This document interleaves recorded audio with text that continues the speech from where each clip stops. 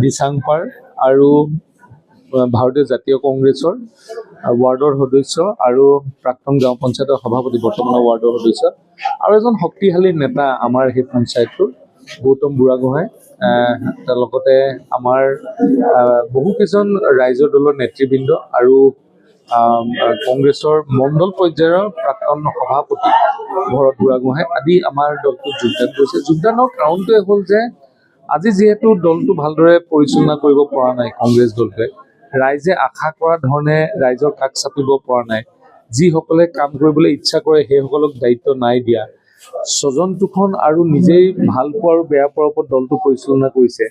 আজি এনেধৰণৰ ঘটনাৰ কাৰণে আজি কংগ্ৰেছ দলটোত আজি তৃণমূল পৰ্যায়ৰ কৰ্মীসকল নিৰাশ হৈ পেলাই শক্তিশালী ভাৰতীয় জনতা পাৰ্টীত যোগদান কৰি ৰাইজৰ সেৱা কৰিবৰ কাৰণে তেখেতসকলে আমাৰ লগত যোগদান কৰিছে।